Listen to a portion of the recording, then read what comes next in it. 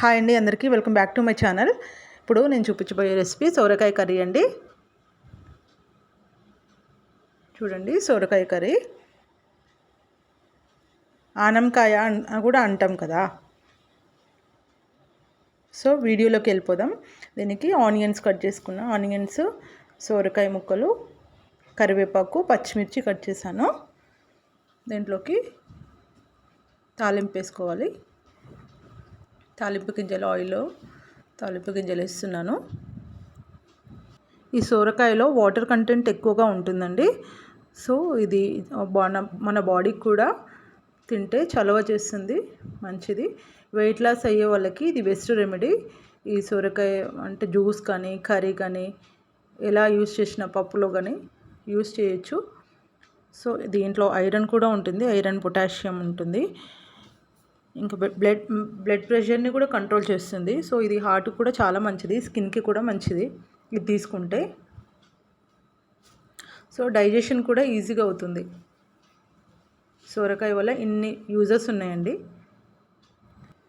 ఎన్ని బెనిఫిట్స్ ఉన్నా సోరకాయని మనం రెగ్యులర్గా యూజ్ చేయాలండి. అల్లం పేస్ట్, ఆనియన్స్, పచ్చిమిర్చి, కరివేపాకు, తాలింపు గింజలు అన్నీ వేసాం కదా. ఇవి మంచిగా ఫ్రై అయ్యాక అప్పుడు కట్ చేసి పెట్టుకున్న సోరకాయ ముక్కలు యాడ్ చేసుకోవాలి.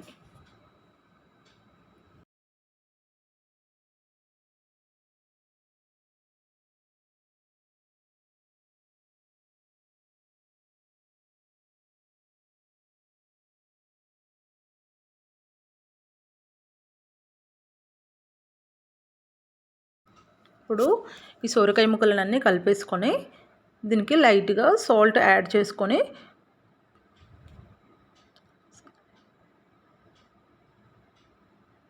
కుక్ చేసుకోవాలండి ఒక 10 minutes. ఇక్కడ నువ్వులు తీసుకుంటున్నాను, నువ్వుల పొడి యాడ్ చేసుకోవడానికి.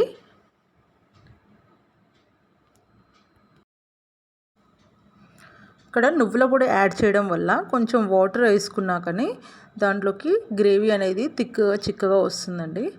సో నువ్వులలో కాల్షియం ఉంటుంది కదా.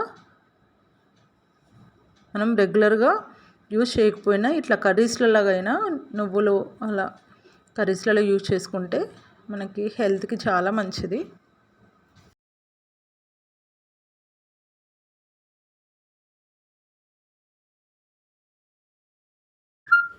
ఫైనల్గా కొత్తిమీర వేస్తున్నాను.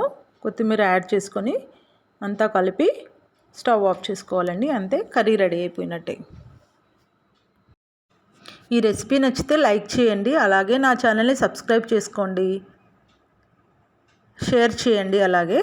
థ్యాంక్ యూ ఫర్ వాచింగ్ అండి. Bye bye.